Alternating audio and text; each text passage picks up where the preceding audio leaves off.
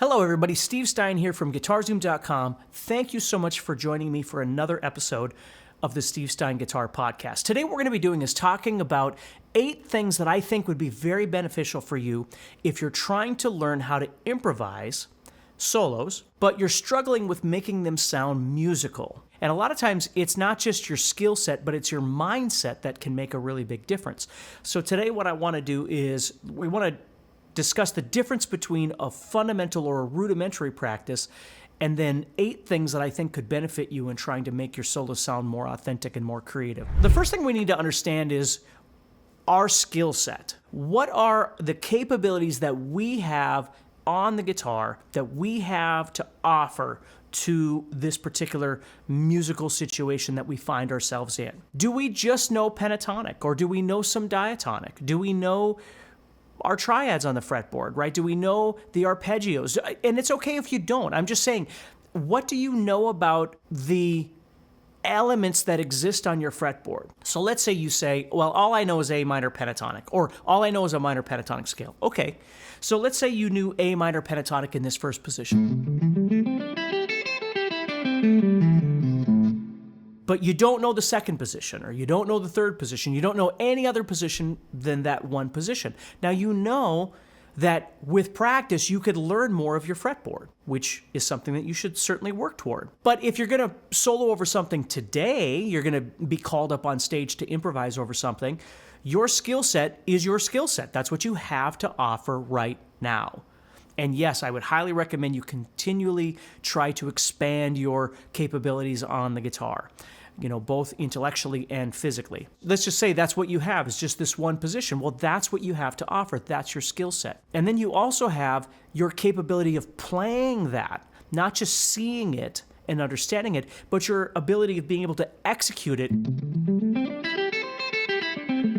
when you play it. So all of these questions are things that you want to acknowledge and decide for yourself where you need to go on your guitar journey and what it is that you need to practice so you develop more skill, confidence, understanding of the various things that can happen on this fretboard, from chords to scales to connection of those things, ways of seeing these scales both vertically and horizontally, being able to make connections between the chords or the arpeggios, whatever you want to think of them as, and the chords that are happening, the theory behind all of this and how they work together.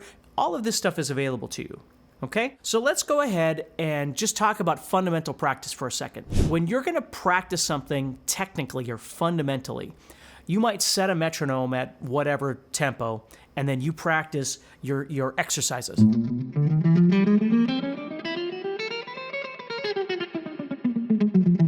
To develop strength and speed and stamina and all these sorts of things. And then you might go and start practicing some scales, right? So maybe you set the metronome and you practice the G major scale.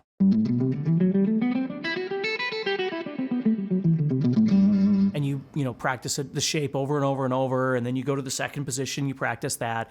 These are all fundamental, rudimentary practice elements to develop your ability of being able to play on the fretboard, visualize your fretboard, all of these sorts of things. Very, very important, okay? But when it comes to improvisation, there's some questions that we need to ask ourselves, because all of these skill sets that we're developing are great, but we've got to find a way of being able to make them connect to the musical situation that we're going to be playing over. So let's say, for instance, we're going to play over this musical situation. This is one of the most important things I can ever tell people.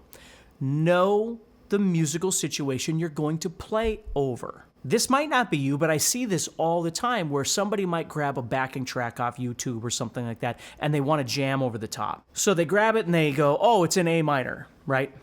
But they don't figure out anything else about the jam. Like, they don't know the chord changes. They haven't listened to it to see if there's maybe a couple of different sections of the song. Maybe there's a kind of a verse sounding thing and a chorus sounding thing or something like that. They just play. Now, again, that's okay, but the more you understand about that musical situation, the more you can interact with it and make closer connections to the things that are actually happening. This is what a lot of the players that you like to listen to, that's exactly what they do. They don't just roll the dice and hope for the best, right? Now, improvisation does have an element of that, but there's also elements of absolute connectivity. Okay, for instance, the most crucial one of all, if the song is in A minor, you choose A minor, whatever, pentatonic, diatonic, whatever, to play over the top. You don't just go, oh, I'll just use any scale I want, right? Because that wouldn't make sense to you. But the second part of that, which is what else is going on in this song or in this chord progression, you haven't figured out, and that's perfectly okay. I don't think that's perfectly okay. I think you need to know more about it. Okay? So let's break down this musical situation thing. So for me, step number one is, what am I trying to improvise over? What style? What is this musical situation telling me? When I say musical situation, what do I mean? Could be a backing track. Maybe I've been hired to do a solo, a guest spot over somebody's song. So they send it to me. Well, I want to listen to the song and get a feel for all the things we're going to talk about. Maybe I'm going to get up on stage and play with some friends, right? They call me up to improvise over something. So if they say, oh, it's a blues thing versus, oh, it's Enter Sandman or whatever it might be, right? These are different musical situations that I'm going to think about. I might approach a blues thing far different than I would soloing over Enter Sandman, right? Or whatever the case may be. Maybe this is, you have a band that you play with and you play all kinds of solos and you're just not sure how to approach soloing in general over really anything. So if we start with stylistically, what are we dealing with here, right? If it's blues, it's going to tell me something about the music that I might want to try and make a closer connection to that is bluesy. If it's hard rock or metal, well, then I might not be as concerned with the melody as I am with some technical flash, right? Or something to do with again, all of these things overlap. It depends. It's not like one band just does the same thing all the time. I mean, you could have bands that do all kinds of different things, and therefore, you have to have different approaches to different songs within even the structure of one band. But this is what I'm thinking about. If it's really high energy, I might want to add to that energy. If it's a slow blues thing, I might be thinking more about relaxing and kind of dialing into that and trying to add to the feel of it.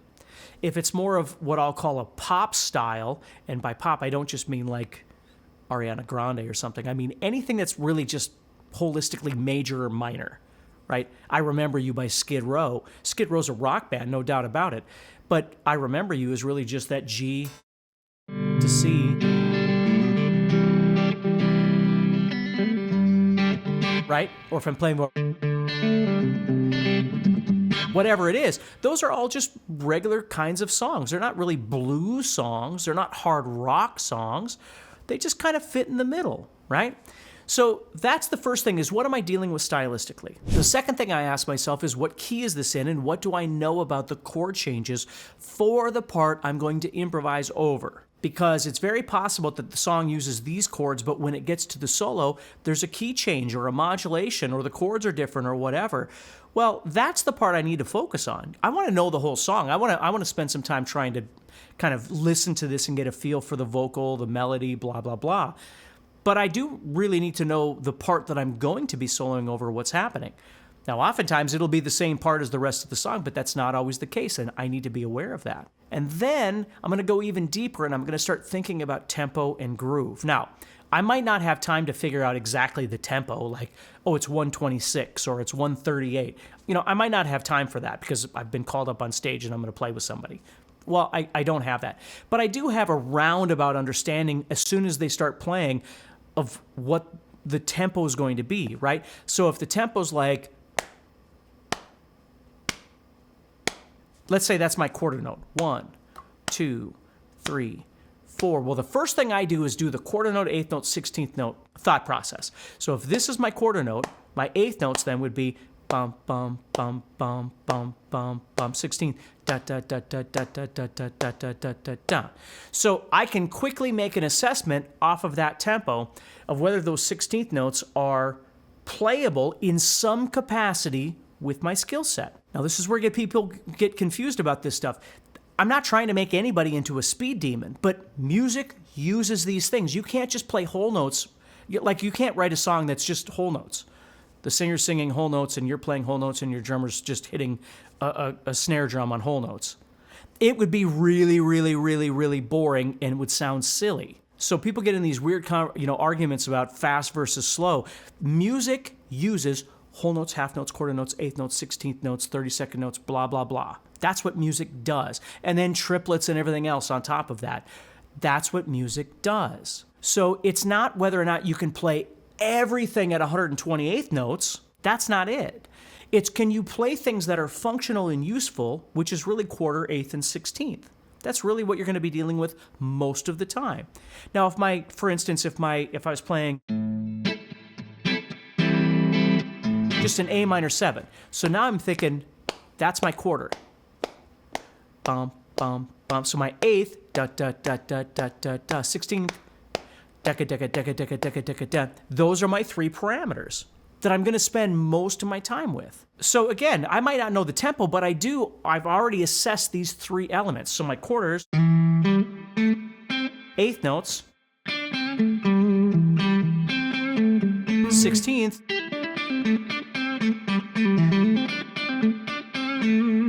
see, I can move between these 3 worlds as needed because I'm comfortable with the skill sets at that tempo. So these are the quick assessments that I'm making about this musical situation right away. The style, the key, which is telling me what scale options I have relative to my skill set, and then the chords. Any changes? Are all the chords fitting in the key, which we call diatonic, or are there any chords that don't fit, especially when I'm going to be soloing? Right? Is there a chord that might not fit? And I need to be aware of that because when that chord comes up, if I'm just playing whatever scale and this chord comes up and it doesn't fit diatonically in the scale, it's going to sound terrible when I try to solo over it. If I'm aware of it, I can go, okay, so here's E minor, here's D, C, but then there's C sharp, which doesn't fit. So I might be playing E minor, D, C, whatever, right? And then C sharp comes up. So let me just put that together real quick. So we have E minor,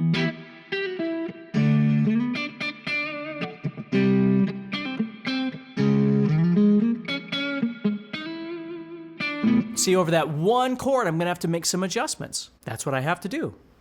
So that's knowing the musical situation, spending some quality time figuring out a plan. And again, it's not that you always have a lot of time. If you're called up to play on stage, first of all, you probably have the ability of being able to do this, or they probably wouldn't call you up on stage.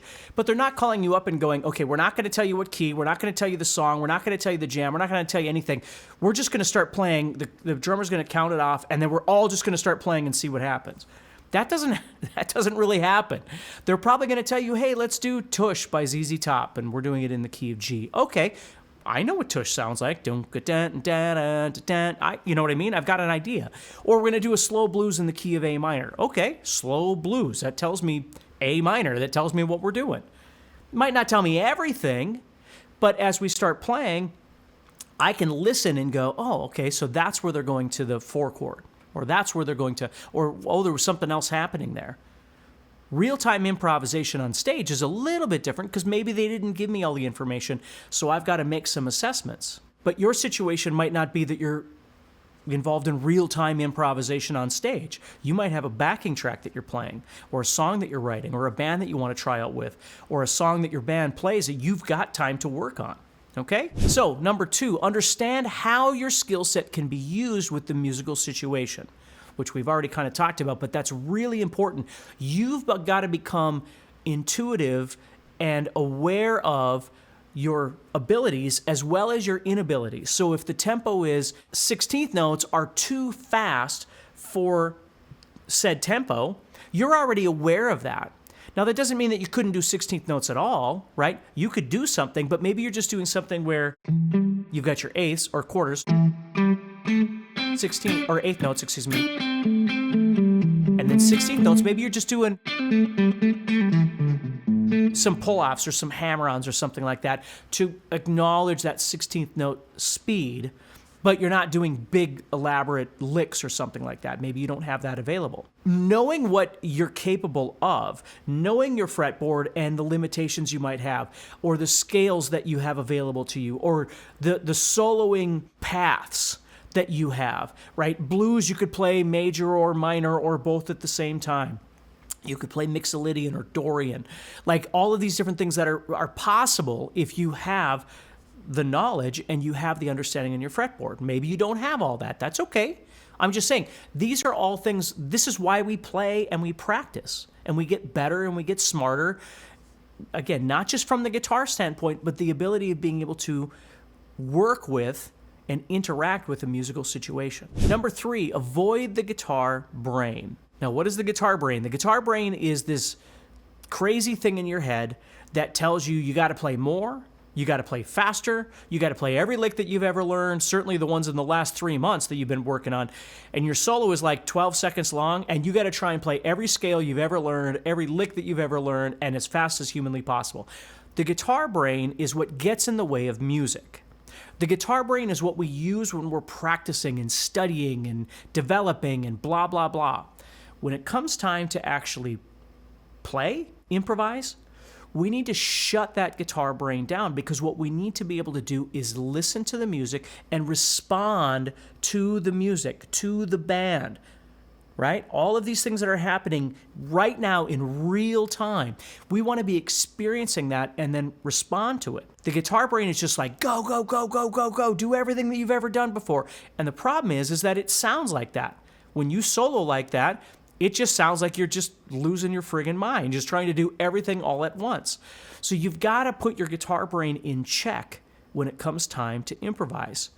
Now, again, you could listen to anybody out there. I'm just using Joe Bonamassa as an example, but if you were to listen to Joe Bonamassa, the first thing he's going to do is probably not play right away. He's going to let it, the rhythm kind of play a little bit, and he's going to go, oh, okay, I see, I'm figuring out where I need to fit in.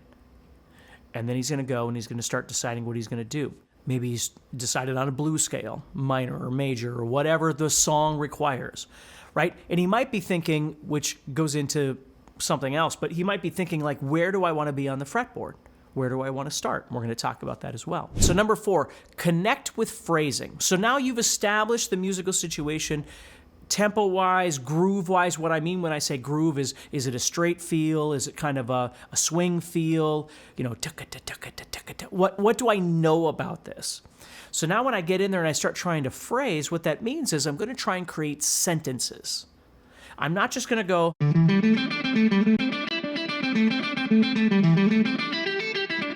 because that doesn't sound like music, right? Even if I go,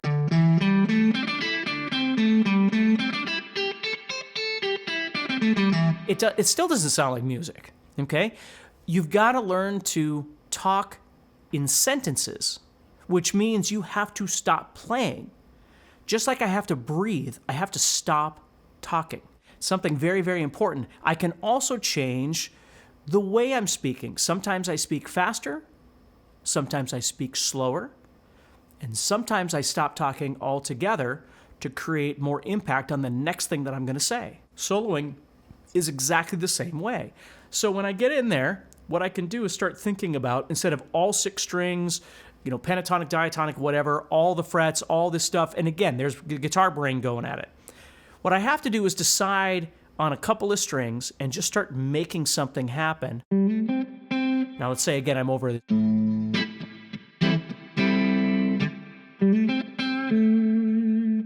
Ba-da-bum-bum-bum. Okay?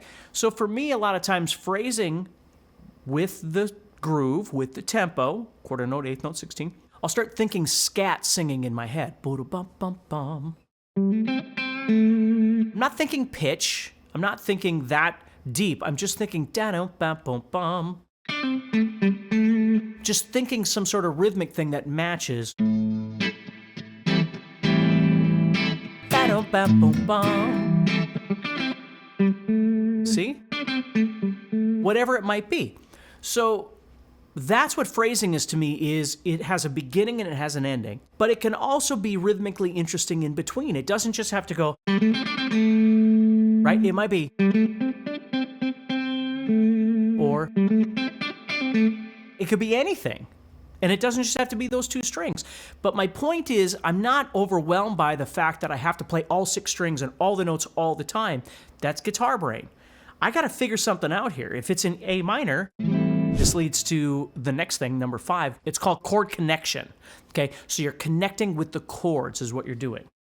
why that was so difficult to say, but so if this is A minor, I already know one of the prime notes for me to try and target while I'm phrasing is the A. It's the most obvious thing. I need A to be more important than the other notes that I'm playing. How do I do that? I need to emphasize that note. I need to make the audience understand, or the listener understand, that that note at this moment in time is very, very important to me. Now, as you get better at this, of course you can go to other notes and emphasize other things. But the problem is if your guitar brain kicks in, you're just going to be emphasizing, oh, that was the 9th, and that was the 7th, and that was the 11th, and then that was the 3rd, and that was... Okay, so what that means then is you're just playing everything. Your listener isn't getting that. Your listener's just going, oh, he's just playing everything, or she's just playing everything all the time. So don't get caught up in, oh, I got to do everything because that's what my teacher said, or that's what the book said, or that's what I've been studying. That's fine if it works. But start very simply. If you've never done it before, the first thing you need to do is try and make connections to that A in whatever way you want.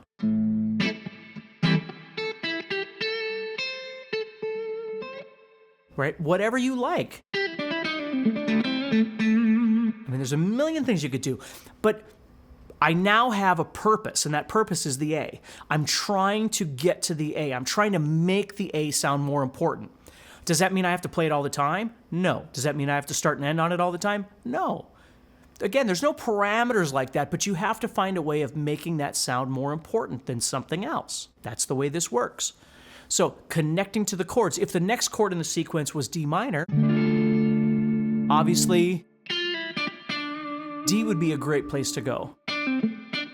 And I'm telling you, even if you just emphasized A over the A in some capacity with your phrasing, with the groove, with your skill set, and then the D minor comes along and you start trying to direct yourself toward the D, already your solo is going to sound a lot more authentic because the audience or the listener is able to hear this person is making connections to these chords, which is way different than...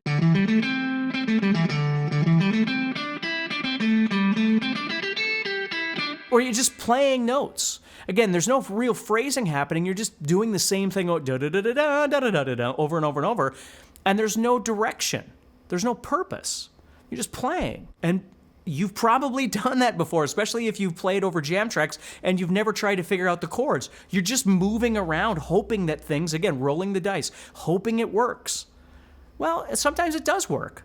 But unfortunately, there are times when you're nervous or there's a lot of people in the audience or somebody famous is in the audience, and it doesn't work because you're relying on chance. Do not rely on chance.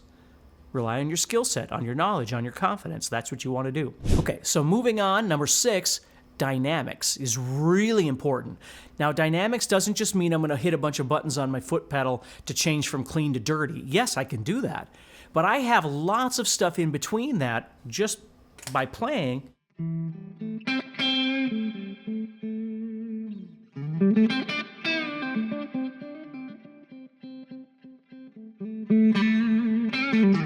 In between there. Now, the song might not need that. If I'm playing over a Slayer song, I'm not really getting dynamic, right? I need energy, and I'm on 10. But if I'm playing over...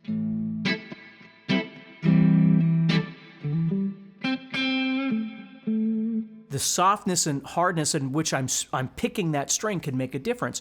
Maybe changing my pickup selector from, the bridge to the neck or something like that, or the volume on my guitar. There's lots of different things I could do on this channel right now before I have to switch over to another channel. When I switch over here, now I'm rock. Right? Now I've got a lot more distortion. When I was here,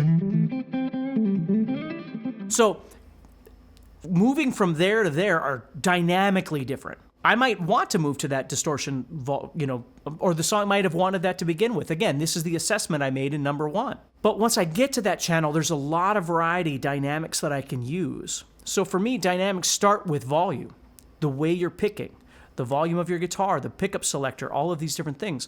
But I also want to mention here in number 6 something that I call dynamic contrast, which is, again, once you've shut the guitar brain off, you start thinking about contrast. High, low, fast, slow, loud, soft, play, don't play. play, go whatever. I mean, there's a million different things that you could do. Repetition, not repetition. And diatonic, pentatonic. I mean, it could go on and on and on. But the point is there's a lot of different things that you can do to create some dynamics that aren't just volume, although volume is a great place to begin. Then we move on to number 7, vocal tools. Okay, for me, vocal tools are hammer-ons, pull-offs, slides, bends, and vibrato. These are the things that make the guitar sound like the guitar. Okay, without those, we're just playing up and down. Okay, so it's learning how to manipulate and squeeze music out of the notes that you're playing. So when I go to play, I know I've got dynamics, but see how I did a little bend on that note right there, and then I went to my A, my root right there, and I'm adding vibrato. I also slid in and slid out. So I'm creating a phrase, but I'm also using these vocal tools to make it sound more like a voice, more authentic. It's not just piano notes, but the way I can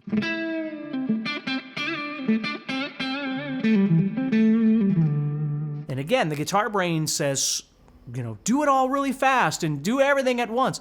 No, I need to be careful that I'm trying to connect to the music, and I'm doing this in a musical sense. I haven't lost my phrasing. I haven't lost my direction of what note I'm trying to emphasize at any given moment in time. I'm not trying to emphasize way too many things at once, so it just sounds like I'm not really emphasizing anything.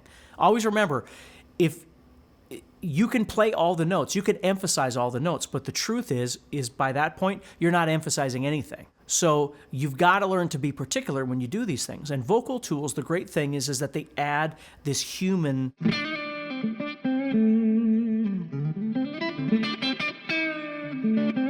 so you want to learn how to play so it sounds very smooth when you play. Now again, if I'm playing over Slayer, I don't know how smooth I need. It depends. And I'm not picking on Slayer. I'm just saying the musical situations change, therefore my approach is going to have to be different.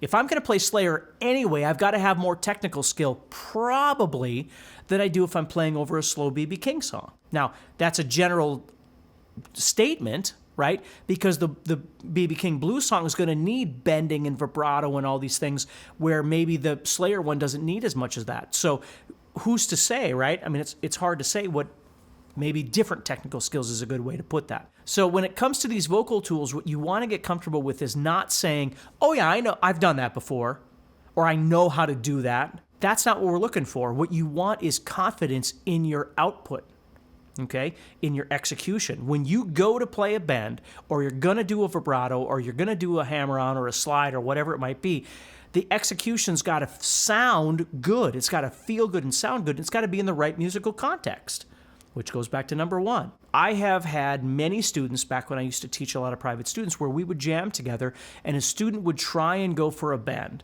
or try and do a vibrato and it would fail, and then they'd get panicked and they'd get nervous and then they'd stop doing it. Like the big thing is you've got to find a way of being able to execute these things with confidence. So when you go for it, the bend is there, it's in pitch, it sounds good, your vibrato is there. Right? For me, I've always loved a smooth vibrato. It doesn't need to sound like you're underwater. And you do it on every friggin' note. Like, it just sounds weird when you do that stuff. Save it for when you get there.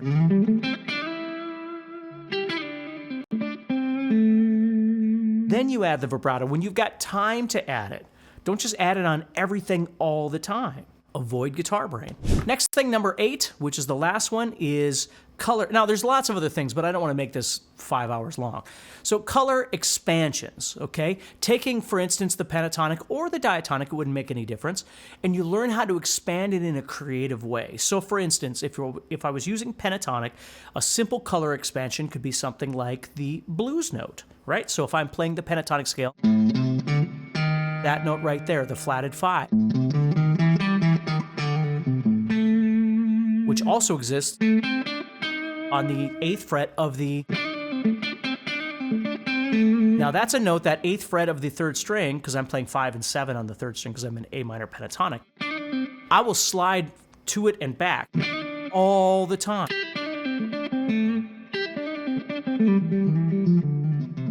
You see? So the blues note may or may not be fitting the musical situation that I'm in. Maybe it does, maybe it doesn't. I don't know, right? I don't know the musical situation right now. But that's a note that I could add in that's going to sound great. And I don't just have to add it in terms of playing. Again, that's great, but I'm kind of wasting the note. So if I'm going to use that blues note, number one, I'm going to use it sparingly. I'm not just going to use it all the time. And number two, I might use it in a more creative way instead of just playing it, which I would do, don't get me wrong. But I might also use like that sliding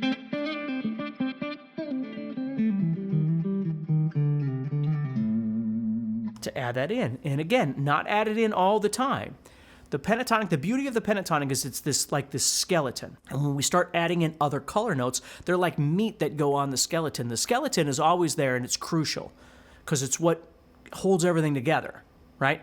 But we need the meat on there to make it look like something, sound like something. So that's where those kind of notes can come in. So that's one thing that you can do is add that note. Another note is, let's say we were doing something that isn't so bluesy, and maybe I'm playing over an A minor chord or something like that, and I add in what we call the second or the ninth. So if I was in A, I'd be adding in the note B.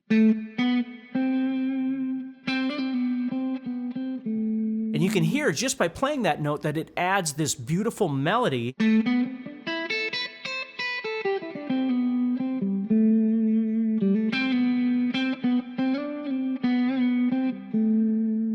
that the pentatonic did not have, because the pentatonic is all either whole notes or larger, or excuse me, whole steps, not whole notes.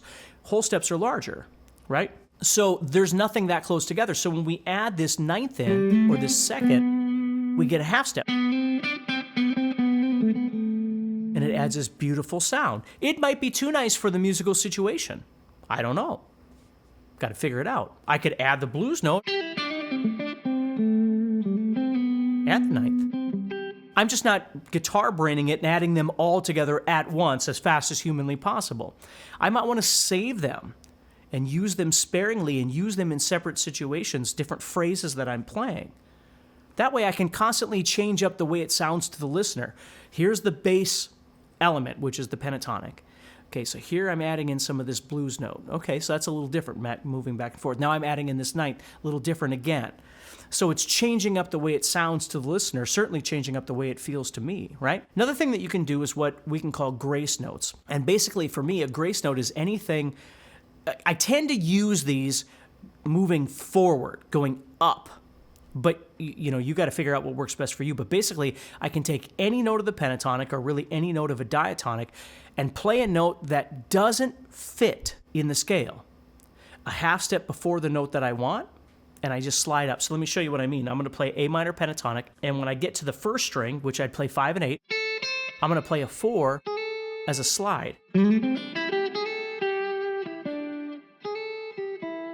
going to do the same thing, 4 to 5 on the second string. Okay, now we've already talked about on the third string I'd have 5 and 7, but I'd also have 4 if I added in the ninth. But watch this, I'm going to play 4, 5 right there. I'm playing 7 on the fourth string, which is the root, and then I'm playing 4, 5 on the third string. But there, I'm sliding from the 3 to the 4 on the third string. And it sounds really nice. It's almost kind of jazzy. And I'll use those all over the place. These notes that I'm playing, these grace notes, if you want to call them that, they don't fit the scale. And I'm not emphasizing them. They're just there to push me from something that is a bit dissonant to something that sounds more comfortable, more like it belongs. So grace notes are great. Another thing that you can do is adding in chromatics, and you got to be a little careful with this, but really you can add them in anywhere. So let's say I was on the first string again, I was playing 5 and 8, and then I now know I've got 7, which would be the second or the ninth. But in between the 7 and the 5, I add that 6th by doing pull-offs from 7, 6, 5. On the third string, I'd have 7 and 5. I could play the 6 in between.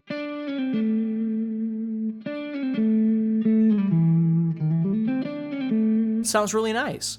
Now again, I don't need to be in a big hurry when I do this, but it sounds really nice when I do that. So I tend to do these as pull-offs versus hammer-ons. I like to go backward more.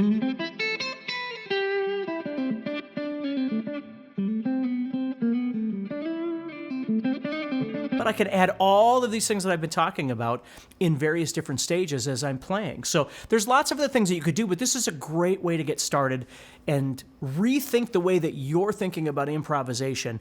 Maybe do some more planning. Maybe this will also give you answers on your rudimentary or fundamental practice on some things. Oh, I need to learn more positions, or I need to be able to move through here a little bit better because it's hard for me to play 16th notes at all. And again, people will shut down and go, well, it's better to play one note than a million notes. And okay, but the reason why people say that is because they can't play a million notes. So it's not a matter of should you play 16th notes all the time? I've already said no, you probably shouldn't. Okay, but you should be able to tap into it. If you can't tap into it, well, you're left with quarter notes and eighth notes. Well, let's just hypothetically say you couldn't tap into eighth notes. Now you're just playing quarter notes the whole time. How fun would that be? Or you can't play quarter notes, so let's just play whole notes the entire time. Again, you gotta be reasonable here. This is music. It requires a skill set. It doesn't just require knowledge of something, but it requires the availability of being able to execute something that fits musically. That's what you're looking for. And music can be fast. It can be slow. It can be high. It can be low. It can be rock. It can be blues. It can be country. It can be all kinds of different things. Don't try and change the narrative to fit your parameters because that's where you are in your journey and you don't want to learn anything further than that. Do just the opposite. What else can I do to expand to make what I'm doing right now even better than what I'm doing? And yes, it's going to take work. Welcome to the world of being a guitar player. I will practice until the day I die. Or I can't play anymore. I physically cannot play anymore. That's what I do. It's not just, what did I learn 30 years ago and that's all I do every day is the same thing I did 30 friggin' years ago. I do not. I got to keep learning, trying to get better at what I do. All right? So take care, and thank you so much for joining me, all right?